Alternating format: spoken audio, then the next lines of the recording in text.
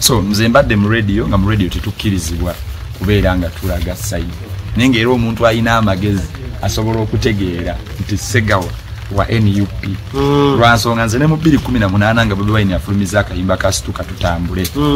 Akakayimba kangobyako ku Digida FM kumala wiiki 3. Ngandi ku suspension. Sure? Yes. 3 weeks ngandi ku suspension ku Digida FM. Ng'ekingo byako. Yensera ne kapalaga so balinga bamuyiririza. Aha. Kati Bobi Wine yakuba akayimba ke bayita Situka Tutambule mbeera we malamu amaanyi naye topowa tugende topowa tutambule mbeera we malamu amaanyi kati mukukakubanga ku radio UCC yawandika ne suspendinga Ssegawa ku Digida kati emboozi abaana be mubenda bamu tebagimanya lwansonga Digida ali tekola ki tekwate naye namala wiiki 3 ku katebe lwansonga za Bobi Wine era abantu abamanyi ku ebyo Mickey Wine akimanyi Dax Vibes akimanyi ne Nubian Lee akimanyi things happen ne Zex birangirangi naye akimanyi ne Selector David naye akimanyi kyaliwo bakimanyi.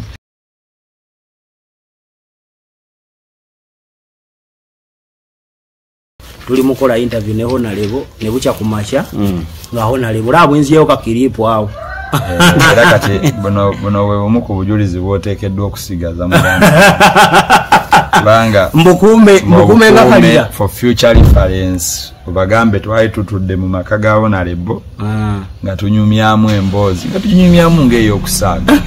n'olwaleero anenze size kubya kusaaga anti serious nga tunyumyamu ngebyo okusaaga tuga video eno twagisookera mu kusaaga n'olwaleero njiza okubalaga nti gye twatandikira mu kusaaga ebyali byangu olwaleero ye mubaka wa parliament basege mama buzako mwe naje musinzidde tuzze n'omukulu Shioman Ssegawa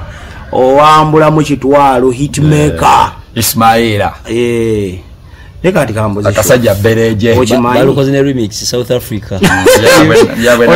olabi olugezigezi lwanyina mu kampuni yange nali ku kamera ayagala kwetaba mu mbozi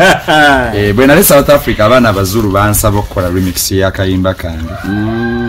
napawuliddemu awo naye nga sikabi bambi amapiano marungi nnyo era testi yago bw'ogiwulira oyiranga ddala si ya wano Kampala kikishu gye ndiraba kati ovulotya muva mubende festival n'okulosinga mpaka mubukulembeze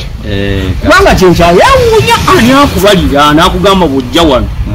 oli ku masavu kyogaa ndi mbuzi nti balina kumbalira gwekimanyi ndize ndi kasajja kagezi nnyo wadde abantu tebandabamu magezi abatonotono nedda minayo kankusese emirimu gye tukola naddala kati show zino zetukola drive shares buli bawuliranga tuddemu ebigambo ebisesa obwongo bulowooza tetutunuulira side eri serious nange ngenda kujja kuba president very soon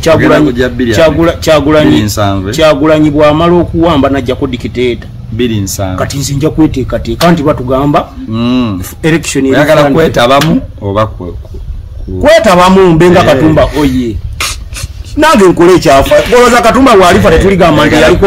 Katumba walifa tuligamba eyavuganyako ku kifo ky'obukulembeze bw'eggwanga tokimanyi mawuli yakola dda story nange nja gikola naye ku level of leadership kati nga bombuuziza nti nva ntya munva mubende festival nva ntya mu music mu mawulire nenzija n'ennyingira ebyobukulembeze is a calling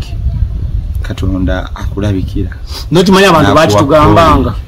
ng'obitegeka olumala n'okola bikyalizo ne batugamba oyo nayagala kujja kwesimbawo naki ogikulaba nkikubuuza nonga nze edi sinnabirowoozaako omuntu yenna alina amagezi kyali kizibu nnyo butakirowoozaako nina amagezi olaba mu 2022 ebintu bye twakolanga butakirowoozaako olabira ddala nti Ssegawa tageti ye ebala kalulukali akaddako because omukulembeze omulungi alayinga strategies ku ground ng'obudde bukyali tinze olw'okuba nti ndi mwana wa wano nanoonya bintu ki ebisobola okupenetratinga omutima gw'omulonzi tugenda tuka 2026 nga teyeetaaga na kulowooza ku kiki kimugaana kulonda Ssegawa kyova olaba mu 2022 bwe nali introducinga nva mubende ku kyalo wano abasinga tebaagiwagira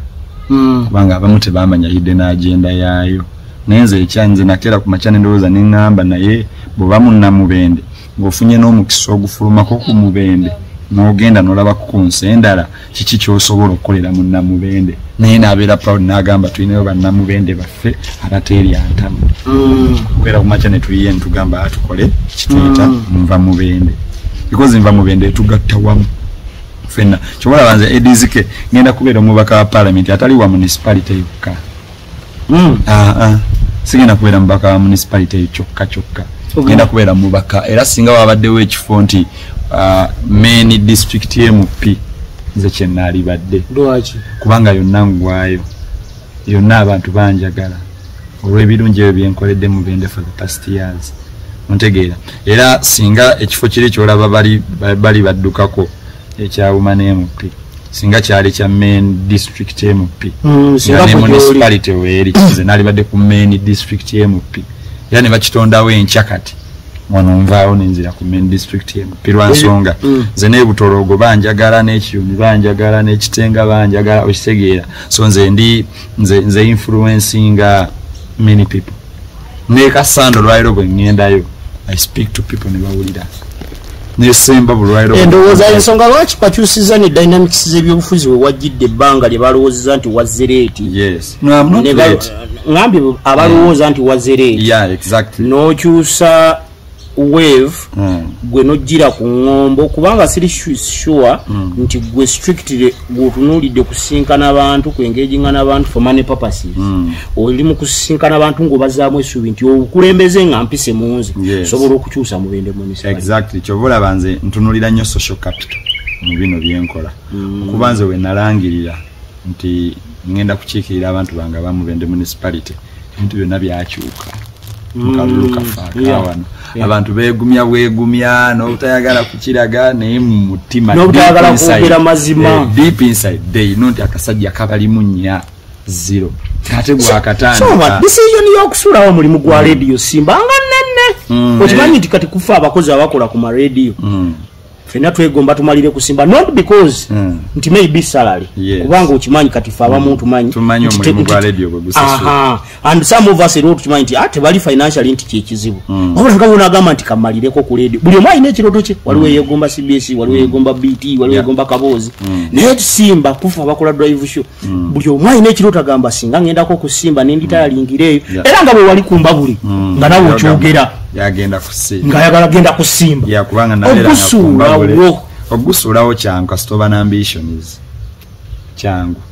kyobola banze sinna saa zino sinna gusuulawo nimanyi mu maaso awo njagala saaga yamala okunominatingibwa tosobola kusigala live nga kitegeeza nti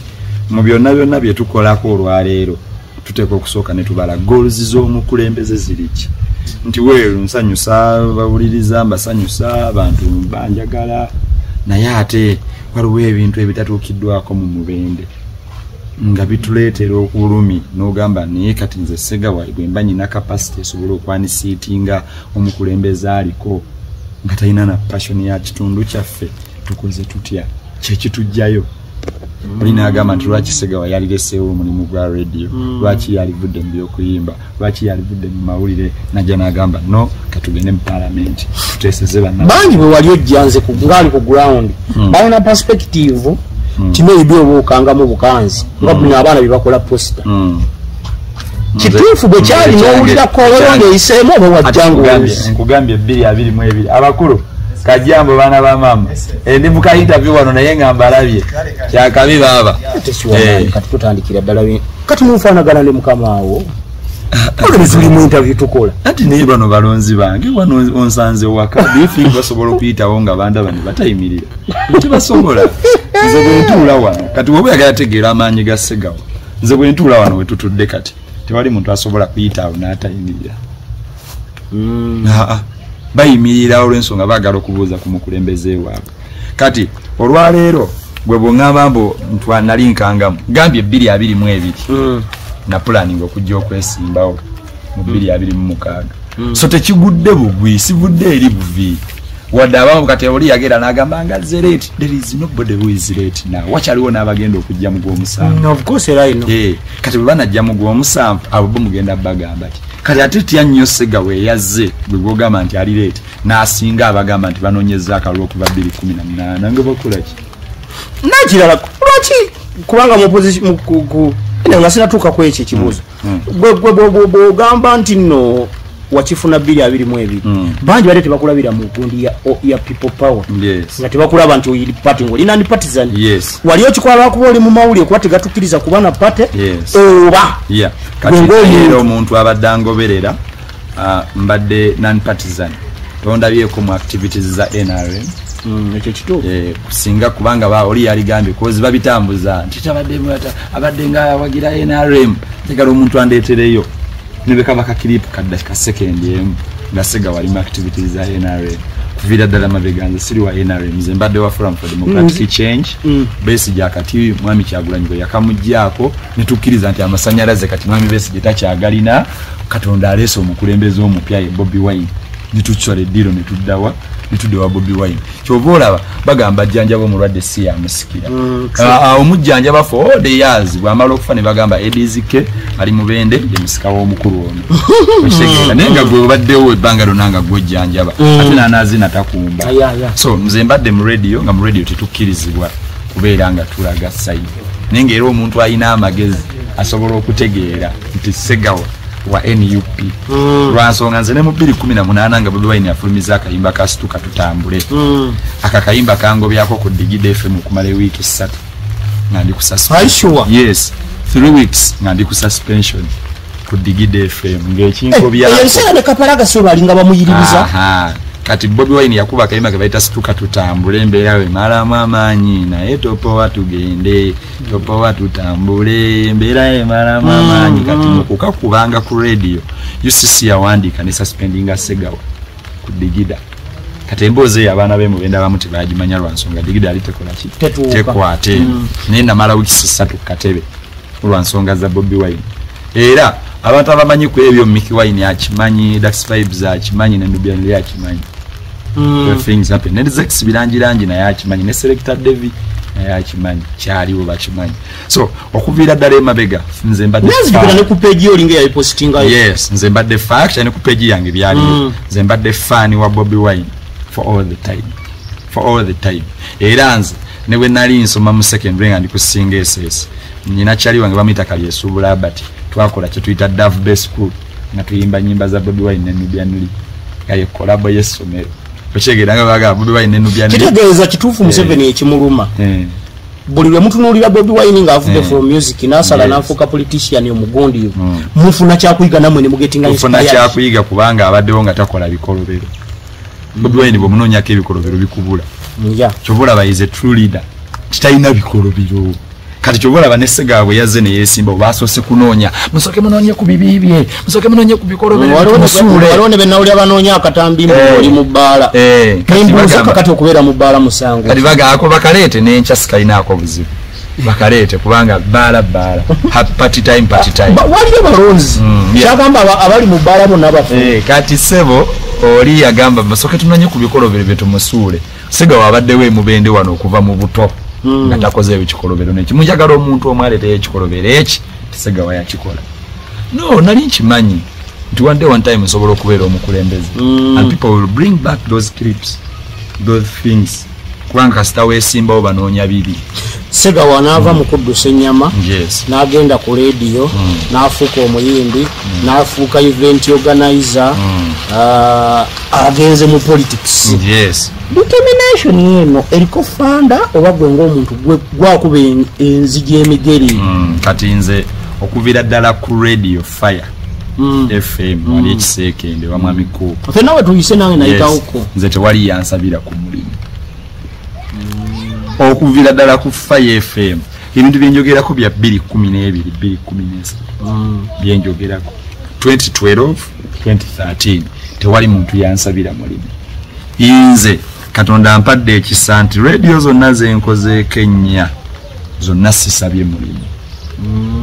mpapadde nga bampita ne kusimba okusaasabako mulimu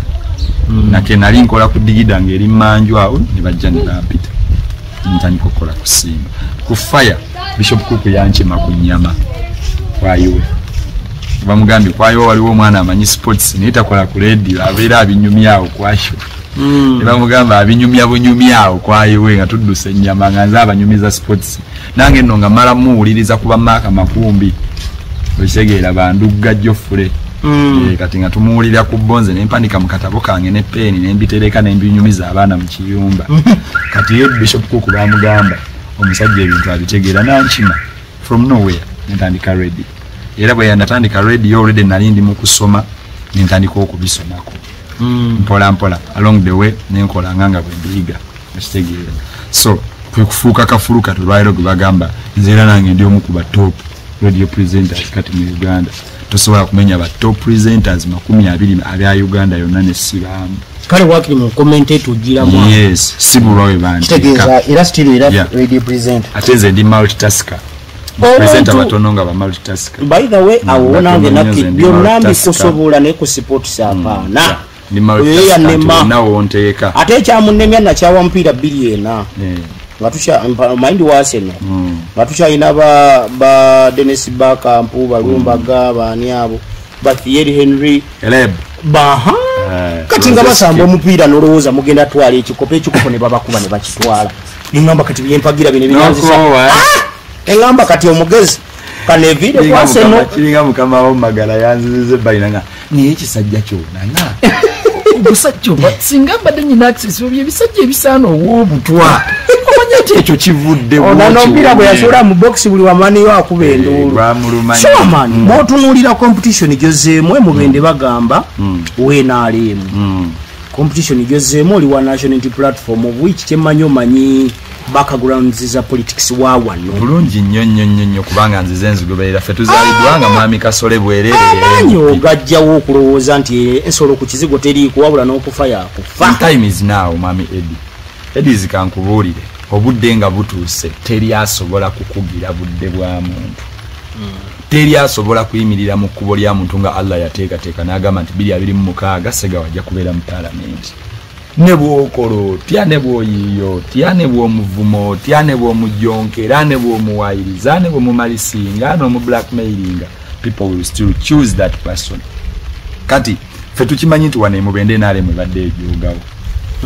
era mu kujogawo okwo ebbanga ligenze kati kumpirya 40 years kubanga mwami Museveni okubala yajja it has been NRM DP yabeerako ey'amaanyi Emityana na ne Kasanda awo DP yabeerako ey'amaanyi naye era wano NRM yo neeremezaamu yo nesigala Emityana yatuuka nefuna amaanyi nefuna anti era naaliyo kati ono lumu era naye yagenda ku kaadi ya DP okitegeera nti DP yo yalinako amaanyi Emityana ne Kasanda naye era wano NRM nesigala ng'etuwambye naye okujja kwa president waffe Robert Kyagulanyi Ssentamu kwakyusa ebintu kwabuusa abantu kyobola basegawa bati buli wakola interview bamutangira ku biki byateekeddwa okugera ne byatateekeddwa kukoonako nze ne bwentambula butambuzaawo mu town balowooza Segawa ayagala ku inciting violence okitegeera balowooza nti batutya nnyo kubanga balaba time is now Bible egamba every after 40 years emirembe gikyuka okitegeera oyagala toyagala Allah akyuse omulembe kati gwe kkiriza gaana guno omulembe guli mu kukyuka era mwami Eddie beerawo tugenda kuba abasajja b'amenvu akalulu ku Mubende municipality wano tugagoye tuganywemu juice nabo tubaweeko nga baffe enkalamata lwaki kubanga buli wootambula wonna people very tired people very oppressed abantu banyiivu balina obusungu okitegeera nze nabadde jjo ku mbuzi nga ndaba kapiro manyinze kati ina system yange ze bwenva mu byaleeri era kati weekend eno tenkoledde bulungi olw'ensonga enkube badde etonnya ate abantu ekuba bwe beetonnya babeera scattered tobafuna bulungi naye nze nkozesa enkola yange we kati ng'omupiira gubayo ngenda n'entuula kati nze siraba mupiira wabula nga gugenda mu maaso nze mba mbayitamu omu ku omu nsitama wano wooli ne tunyumyamu eddakiika zange 5 n'enfubira n'engenda okitegeera naye nga olaba abantu bonna buli bwetukako abantu bakoowu baaniriza enkyukakyuka actually nze okujja mu race kwajjeeyo abantu bangi okuddamu okuzuukusa endagamuntu zaabwe abantu abasinga babadde tebagenda londa oli agamba ebyo byenaremu era egenda biwangula okitegeera sure man tuzi tugoberera especially kibuuzo kino ntera nnyo olaba abantu nga bakidiscussingako even ne ku mikutu nti ab'amawulire teba perfectinze bulungi mu parliament you think what's the cause? If the cause is there, ngojimanyi. What's the solution? Joyina gwe. Jogama nti nze edi wobokola ku point. Ebizibu ebibakuba kusimba sibye tulina. Nze ABCD. Ebizibu bya mawulire byonna bifaanagana obokola ku Simba, obokola ku Digital, obokola ku Britop, obokola ku Kakumire FM, oboli ku Mubende FM. Problems z'abaana ba mawulire zifaanagana. That is why mu bimu kubiri mu manifesto yange nze nga maze okufuuka omubaka wa parliament wa Mubende municipality. Ekifaananyi ky'abaana ba mawulire mu Mubende kirina okukyukako. Ngenda ku influencinga ne ba MPs bali abalala abasatu. Ekifaananyi ky'amawulire ga wano kikyukemu. Ejjoogo ku baana ba wano ab'amawulire likendeeremu. Butuyinza kuyita muntu mu office n'omutuuze essaawa 3 ng'ate yazze okujjako eggulire. Ate ng'oyagala balizanye ku radio ensi eriwulire n'omutuuza 3 hours n'omala n'omu emitwalo 2. Eryo ejjoogo eryo erisusse obutamanya kitiibwa kya muntu w'amawulire. Ow'amawulire yakuleetedde. Gwe byoyagala okwogera bigenda eri general public ekuwaaka. Kyokka omutuuza for 3 hours ate n'omala entambula y'omusasi n'okola ya kinyaanya. Kakati entambula y'omusasi ya kinyaanya alinye boda ya Kanaana asigazaako gumu 2 alidde emmere. Ayinako data. Kitegeera nga tebiggwa. Ayambaddeko bulungi. So bw'oli bwagamba nti abamawulire tebapafectinze. Parliament. Balimba. Abamawulire bapafectinze. Kyova olaba basikayo omu 2. Lwaki tebasikayo bonna abamawulire. Naye basikayo omu 2. Anti bwe boogera Kazibe Bashir. Beerabira nti ate ne Rope yali wa mawulire. Bali nnyo. Ekyo bakyerabira. Semujumwana. Anti baba kyogera olumu tebaba na information. Baba na blackmails. Kyogolaba muganda nge Zambali yabagamba lwaki ongerageranya kwalemeddwa nga ate waliyo ab'amaanyi bangi mu parliament abakoze obulungi nga bamawulire. So people should not tarnish our names mu disguising ambo bwa mawulire biki. Omukwane kye kikajjo nkigula.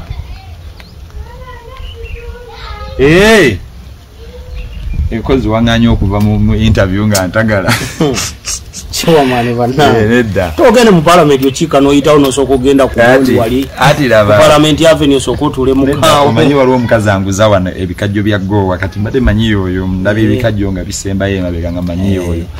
Ensonga y'abamawulire utapfa. Abantu b'amawulire bapafectinze bulungi era ebyo balimba. Kubanga ffe tuzze tulaba Uganda bwe zeetambula. Oli ajja kwesiba ku muntu omu 2 akumenyereyo Kazibwe omugamba ani omulala atandika ottamwa akuwoleze Bugundi kuba mpulira kati ennaku zino boogera ku Pasco boogera ku Kaddu Mukasa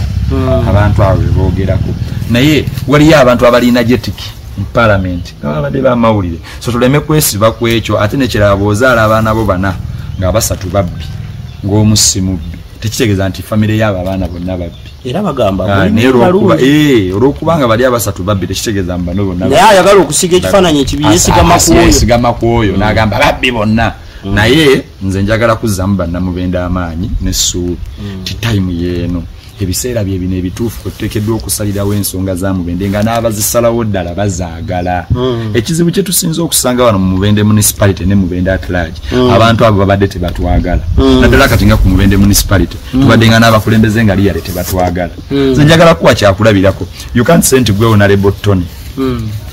osula mu kirungi nga mu kirungi woosula ebisanja byo 2 myaka 10 tewafaayo na kusaawo koolaasi in 10 years waliwo kye tuyita okweyagaliza omuntu waliwo watuuka ne yeeyagaliza ng'oli Honorable MP waliwo wootuuka ne weeyagaliza n'ogamba nedda wano wo mu kirungi Kalagala Road koolaasi kaakole ki agendewo okubanga wenva nze nabadde ndi ewa omanyida amasanyalaze gye gali emijunwa kaabajjo kyeyo naye omanyi avaayo tomumanyi ye meeya waawano sekizibu gyegali ontegeera waliwo ekyo kyosooka okukolera abantu abakuliraanya abo beyond reasonable doubt ontegeera kati nze era nze nkubira kati nze olwaleero bwe mmala okulayira ebimu ku bintu bye ngenda okufiirako wano ekikona amasanyalaze galina okwaka bulaba nga environment yaffe ennungi naye kubanga temuli masanyalaze gwe tekikutiisaamu nsikugambye nange nga nakatoka gwe tulaba nga environment nnungi nnyo community eri very very nice naye obudde bwe buziba efuuka hola Chairman, ekintu kya card ya national unity platform nga kirabika ngeri expensive no singa ye NRM. NRM tayinza butabe NRM nebeete expensive nga ya diba. Guyagala tegeragera ya kimukazi mulungi na mukazi mubi. Ekibuzo kyombuuza kiringa boga nti omukazi omulungi n'omukazi omubi otwala wani. Kakati yena automatic kati kadi ye NRM ya diba. Segera ya diba si yatunze teri ajagala. Teri muntu yena ali serious nga yagala kuchikira abantu ayinza kugira ku kadi ye NRM. Obujjo nga toli serious. Wowe nonyeza bibyo. Ndo hachi ni agenda okulonda. Nobody will vote you. Teri muntu ko bagenda londa nga we NRM. Baba bubaba. Bato bawire batandise nyina negenda funye nti already bobe nyini mukamyefu kabwe KNRM batandise do planning abwe banakabba. Nolebe bali mu kibiina kimu. Mpate yemwe NRM already batandise do planning abwe banakola ki bwe banakabba. Ekyo kikulaga ti pate ya diba. Wewe sisa ekyo kufuna card. Kubanga buli muntu akimanyi card enzibu. Card yayi niyo pisinze. Era balina kali tuleta nyina we nabadde nga baginawe bagikutte bagibala. Abakuba muntu kakati wano bagikwata bagiwa Shuaman kakati wano bagira bati kakati wano Shuaman abagize katawe bagira wano kakati nga babala ebibalo byonna bajja kubibala nayenze kimanyi card ya national unity platform sinzibu ate tuli transparent kwenyo kyogamba singa bucha kumachanga tojiwereddwa gwe ngewereddwa yasiga yali agiina kuba mulimu basatu wadda abayinza okuba vibrant muyinza okuba babiri naye watyanga bapata esaze nti katugiwoli babera balonze bulungi babera balonze bulungi ogenda n'ekyo babera balonze bulungi kubanga nze sisinga pate bunene ngishogamba segawa singa pate bunene asigisinga wabula nze kyemmanyi tuli transparent era babimanyi ebigenda maaso so malisokoleke okaza statement abantu abasinga gye batalowooza okimanyi waliwo nze gwe mmanyi avuganya ku kaadi yammwe amanyi nti asinga amaanyi pati mbuuza lwaki era we nabadde nendaba ebigambo nga byogerwa mbuye yaleeta nuupu emubende okugijjawo anti kati olaba ebyo ebintu bwe bityo omuntu wababe wakola statement bwezito waliwo kye tuyita reckless statements mukamwa ka stefuluma boli reckless manyi bwe tuba twogera laba kati kamera eno tugitunuddemu naye ebigambo byonna byenjogedde olwaleero omuntu asobola okwesiba kantu aka of course ne katakariya yonna nakeesibako nagamba muddemu mwetegereza interview eyo omwana oyo yagamba bwati kantu katono because oli reckless ozikiza nafuna olugambo ndi opponent we yagenze ku kitebe oba nabikunyumiriza ngaagenze waayiriza nti ogenda ogamba abantu nti kadi wagifuna najja mu program ategeriko namuga please wano buli kintu kirina okufuluma kirina kuyita ku point nadalanga ebintu ngebyo ebitalina evidence kati nze kenyini nze ntutto omulimu nsanze ate yetagukoze nze ntutto omulimu ogusomesa abantu how NUP kwegaba kadi nze nkisomeseza abantu era nze buli jembeera nkisomesa abantu bakitegeere nti Segawa bamuwa kadi ogimuwotya gwe omulonzi kubanga bagenda kujja ku ground basampolinge bagambe nti kakati bobo oyagala Segawa no kadi tujiwani agenda okunafuya abasajja be NRM ku municipality kubanga bino bintu bya kisajja edi bakina kifosi kya ekina kifosi kya kubeera mbu ate mukazi musajja bikya oyagala toyagala olwayo njagala wetegereze honorable MPs abali mu parliament abakazi ku municipality mu Uganda yonna bawera amakumi ali manyomu nambozi oizo ku manyomu ninga baliyo bana nze kwe manyanti benga baba sina budde kine chifo basically kyabasajja chobola bane chifo kyabakazi je kiri we wawo te wali right egana muntu kola ki kyesimbako nebwe tutunulira history wacho kyabasajja kubanga bino bilimu okudduka dawano dawali bamuwambi bamukubiye emigo bamukoze ekikwanga fe tuli ku kadi government jesinga obutayagala yewalanira ddala yewalanira ddala kati fe tuli ready ku migo tuli ready ku kutusiba nze nkimanyi edis bajja kunsiba nisitidde kubanga mujera wabeerayo baki bantu atera nja kusangayo bantu nze nkimanyi nebe nabasina kyenkoze waliwo time wegendo tuka ngo omuliro muyitirivu ku mubende municipality wano lwakasajja kano kola ba mu kamera nga kyokka kye basobola okukola kuyola Segawa sure man waliwo already banegezezza mudda I remember last time over mukoso waliwo ekirala ekibuuzibwa nze kyesitwala nno nga kikulu kubanga toyinza kugenda weesimbe gye batakumanyi naddala ku kaadi ya mwene kwe naale muyinza okugulirira nti osula wa lwakuba ate ansa saagala janukula nti nsikusanze mululu already saagala giddamu kubanga kati already wano wozze era singa Dolobonda abadde nga asobola okulaga ku bantu w'embeera wane baali badde disappointed nnyo kubanga basinga balowooza nti Abadongo tetuli serious. Abantu balowooza nti Abadongo tetuba serious, tetulina kye tuli, tetwefaako. Ne gwe edizike gomanyi nti mu bantu bonna abali mu race aya NUP nze nyine ewange ekyo mbadde sikimanyi kola research ngambe wo nga wawo nganti abasinga kasita babeera mu elementi ya waka taata mama sibyandike ebyo biveeko binadi no ekibayita okubeera n'ewo nze njagala kuwa kyakulabira ku gambi ffenna nga bwe tuli nyinza okuba nze nnyina ewange abasigadde byakunnyonnyola ate wali wajjajja manya ate maama wange manya ate taata wange wano wayagira nze nange ate munaye omukulembeze nga yakyadde munnange newe omutuuza weewali kompawundi ngazi era enkiiko zange zituula wano olaza enkiiko zange zituula wano anze enkiiko zange sizikuba kuleba sizikuba kule zange siza ku town view siza hotel ezange zituula wano kyobola bwe wankubira n'ongamba mwana Sega wanjagala tukole mu interview tubuulire nkugamba ntya wali unali kugamba kuleba nakugamba jangwe waka nakugamba wewe wangamba tukole ne jangwe waka so, I remember that system. Yes nagamba jangwe waka tukolere waka nkuwanga nyinawo ontegere ate sina wanoka sina wanoka edi justice basagala kwera bisa mate kikulu kigende kubanga okwera bisennyo okwe kuletera abantu okukola ebibi okwera bisennyo nadala ngeno mojibe batana wa masanyalaze okwera bisennyo kuletera abantu ndi bulungi mwana mama ogamba otya kuletera abantu okulaba obubi kati omanyi nti nze bwe nali ntandika okuzimba ennyumba kitute kati emyaka gyange nga 9 okuzimba si kwangu edi era olwaleero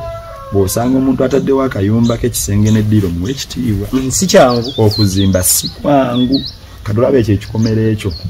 omanyi nti kizimba emizigo omanyi nti kizimba emizigo ne giggwa kati abantu balekeraawo okutambuza malisi n'ebibozibozi ebitayongera ku Mubende municipality kati otegedde w'ensula w'ogenda otandika osula andi kati otegeddewo kati nsula wano Kikona ogenda kujja ogenda otandika osula kati otegedde ewaffe Kangulumira ogenda kujja tukusalireko ku poloti kitanga agenda ogenda fuuka taatawe kati nyina gwe nalabye abuuzo yali kanseera eyo nga yeeyogerako ng'agamba nga yeeyogerako ebijja byaffe biri kyejunga tugenda lya malaalo omulonzi ayagala malaalo go kati kyogamba abaafa batuyamba kimukana akaluluka municipality n'okukyusa ekitundu kyaffe baafa ate gwe mu kaluluko owooza oli mu sympathy vote fera newe mujja amalaalo gaffe gali awo wants to know your malaalo bulira abantu ebintu by'osobola okukolera community ya Mubende municipality n'eshayininga Sega waabadde nga sina mukulembeze nga tanaba kujja kwesimbawo ninga olede Mubende ajja upliftize by all means gwe edizo okimanyi n'abatulaba olwaliro okujja ko ng'omuntu agadde bwagazi kwe abaganda bakita kwewussa naye olwaliro obanga ddala oli ng'oyagala amazima Segawa yagatta detofaali ddene ku Mubende tagudde bugwi kyova olaba n'obwagazi obungi ennyo abantu bwe bannyinako olwaleero tebugudde bugwi bayina ensonga zaabwe nze njagala omuntu abe kubanga baatandise obbabuuza waliwo akabinja akamu katandise okugenda kasanga owagira Sega ni kati oyo omwagazi aki lwaki towagira gundi kyogamba ye musiru kyobola waliwo eyabuuzizza oyo agenda atambuza ebyo nti gwe lwaki owagira oli tebanakubuuza lwaki tolina mukazi kati bwe mba naye kati bwe muyita awo najja ng'omuwasa ebibozibozi ebyo ebyedda omanyi abantu balina mentality wa politics omukadde politics avuddewaokugenda mu palamenti yalina embaga agikubye bukubijjo omukyala noyo weewaffe ku kyalo kati njagala kugamba mwagenda gomba kati olwaleero ebibuuzi bya politics abantu bye balina okukyusa n'okwesonyiwa okubuuza mbange mwagala abakulembeze balungi mukyala waaliwo olwaleero tulabye abantu bangi abalemeddwa amaka nga bantu bakitiibwa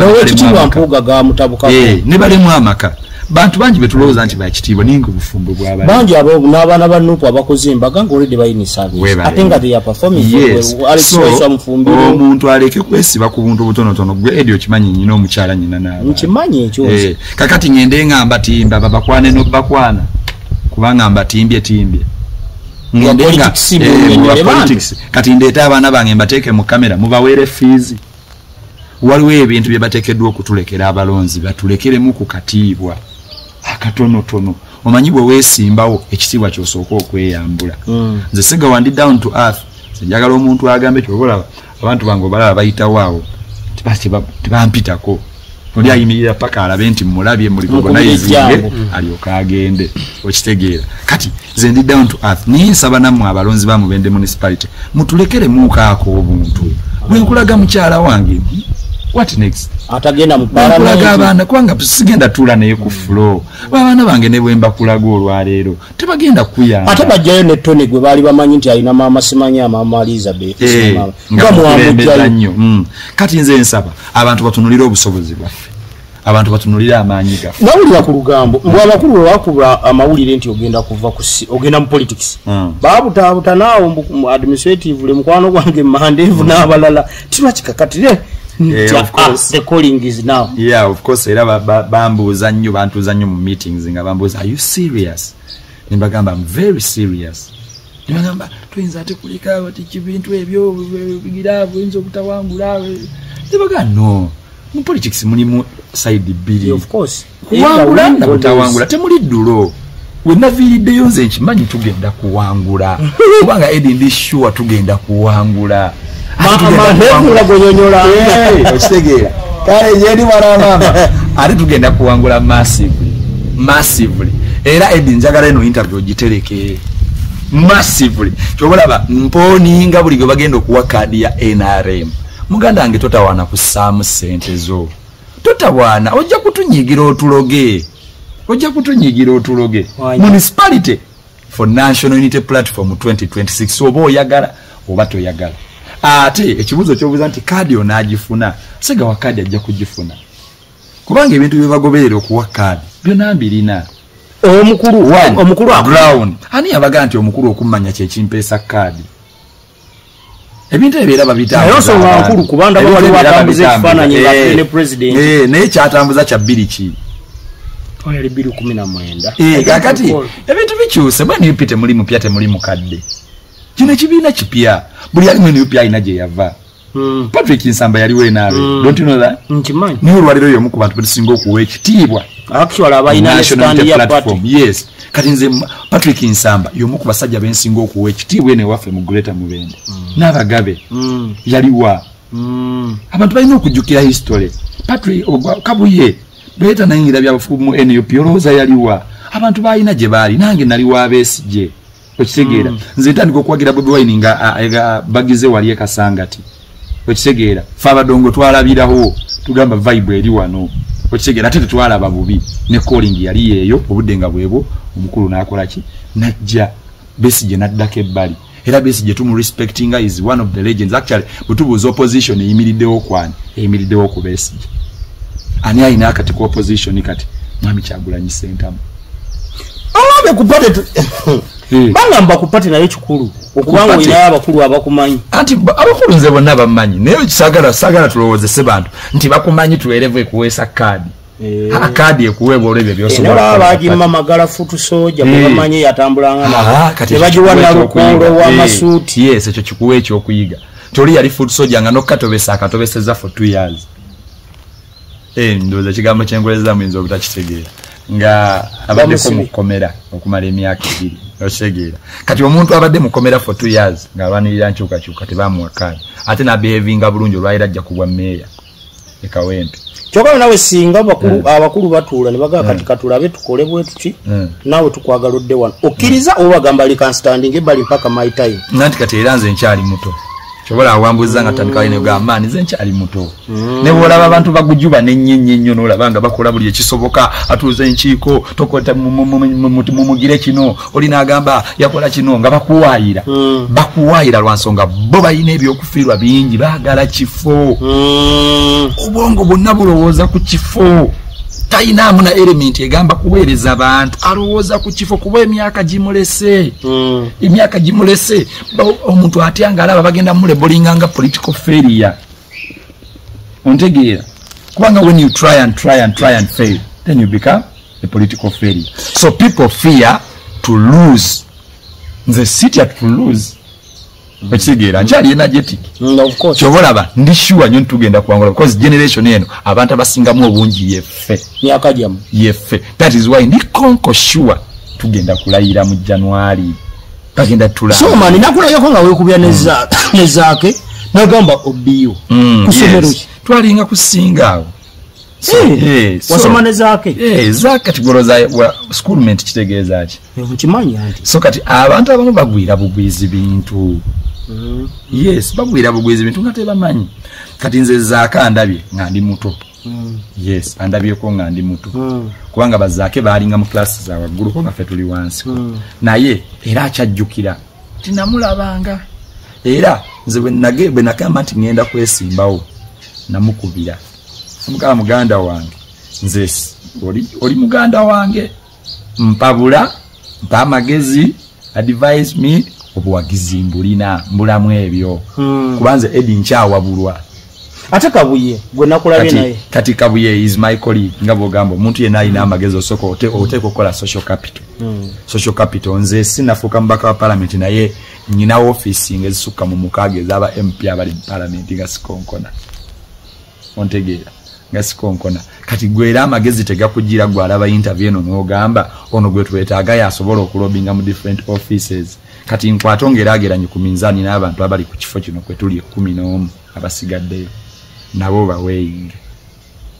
Kati kuba kwabo bonna benkumenyedde waliwo atakyalanga kona mu office ya MP enna ogenda kola ki kyotagezanga nze nabadde mu parliament nemanya ne wengendo tu ntegeera kati siri musiru nze bwe ngamba nti ngenze mu parliament David jangu bwe ngamba nti ngenze mu parliament kugirambula mba siri musiru bagamba amuzanya n'asamba obulungi training yagibamu. Of course kubeera mu training yagibamu kati mu kugibaamu kikwanguyira okukola ki okusamba obulungi nga game etandise. Nze nkimanyi nyingira bwe MP nteko okubeera n'emikwano gyange abali mu parliament already banyanguyiza okulobinga ebintu miretere bannamubende era olaba natandise nyina basalis 10 nakagabako kati 30. Yes, nina basalis 15 na zirobinze mu St. Lawrence University era naye bobo ino mwana we yamala senior 6 nga wano mu Bende municipality mulete Edi mukuwele basali full tina tusozalo mwana wa senior 6 tonna bali bakuwaira babyogera awo basajja babyogera njagala interview zina basalis 10 zabana be mu Bende na zirobinze bulobinze kati gorowoza musega wa abalobinga ebintu ebiri ku level eyo ebyabantu abakulu ebiyamba omwana okusoma nga tataddeemu nga si MP ate bwe malufuuka MP fe obwongo bwesera bukirako sigiri buteta obwongo bwaffe tebubadde mubende wokka obuzibu bwe tusinza okusanga kwe kulowooza nti omuntu amala n'omwaka nga tagenzeeko Kampala gw'oyagala okuwowa MP tamanyi na bigenda mu maaso mu ggwanga okitegeera capital city oli wa national unity platform naye omala bbanga ki nga toassociatinzeeko naba NUP nze bensiibamu nemanya ebintu bwe bitambula mu NUP nti ebimu ku bye tulwanako ye dictator kumujja mu ntebe kyekisookerako ddala Honorable obudde budduka ninayo program saa 6 njagala tudde emboozi gye tugenda okukola era nga bumpadde obudde olwaleero mbweyanza njagala tuwe essuubi omuvubuka yenna gweddemu amaanyi igaleesa omulimu gwakola abeere n'okukiriza nti asobola okuvaamu n'atuuka ate mu mulimu tewali ayinza kukikiriza nti wadduse obunyama noti atiiri ng'omuntu atuuse ku gulawundi ne bamugamba kati nga ffe abaludde nga tukulaba ate ffe awo kati tuba tufunamu ekigamba ebintu bisoboka era emboozi njagala ntandika okugera nagamize ndi inspiration to many people influence era interview eyo njagala tojjanga Shuamani Honorable jangu ng'omuntu wa bulijjo ng'omuddusi wowe tubeeko n'emboozi gye tuwa abantu naye olowooza nkyasobola okujjanga omuntu wa bulijjo bane inafuuka MPAD bane inafuuka MP era mu eyo interview gye tujja okukolera tujja kulwana bulwanyi okanzijamu naye oyogera kibibiri nafuuka Honorable njagala nnyo okulaba abantu nga bali bulungi njagala nnyo okwapuliza singa kati obadde wenaale mbadde nakugamba onjo kyayo kati nedda kati era bwono bw'oyagala kwokyo ojja kubanoonyaawo balinayo n'emikolo gyabwe eyo kagidibe owulire balinayo n'emikolo gyabwe eyo naye so basawo ne banyabo muzikirize mbasibulire wano akadde ke tunyumizaamu tutandise butandise ono tujja mufuna ate mwali njagala because era tube tunaba tumaze n'okulayira bw'ekyano ngenda gikolera ekintu kimu ngenda kugiwangayo interview luvanyuma lwa mwezi gumu nga accountability ku bye tutuukiddwa bye tutuuseeko accountability ya constituency ya municipality nga twogera era ejja kubeera exclusive ewuwo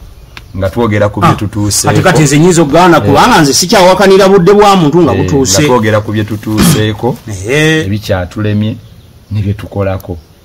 tujja kukikolanga wano ku channel kisoboka abantu baberenga ebintu bye balowooza nti bizibu munange byangu in case kasito byeteekamu so abantu babeere bagumu era obubaka bwange obusembayo eri bannamubende municipality ffe tukkiriza nti omutonzi waffe yasalawo olaba tugamba nti eddoboozi lya mufuna mpola mutonzi waffe yasalawo omutonzi yalonda abakulembeze gwe ne bw'okola ki nga teyakulonda mu katabo k'abakulembeze kyobalaba nze nja kuba mumativu nnyo n'ensalawooye kyonna ekigenda okubeerawo mu January ajja kubeera alooyo kubanga yasinga okumanya ajja kubeera mutonzi kyonna ekigenda okubeerawo mu January edi nga tulonda agenda kubeera Katonda tewali kirala tumwesize nnyo kubanga azze atulaga obubonero obutuwanguza amina edi fe obubonero bwaffe bwonna buzze bulaga tugenda kuwangula bwe edi naawe omanyi fe omudde wano nze mbulira kye nakwatako ne sikiyitako nalini byenne nalinda utinga era wampuruvinga wrong nondaga tibiyise gwe mbulire gweze jasimbuya kinsiga wachi yakwatako n'ateekako amaanyi ge n'atakiwangula ekyo kikulaga nti God has been with us from day one and still we'll see us through. Aziza basebo ne banyo kamba sibulire wano dolo yabadde ku kamera atakumira musaala abankumi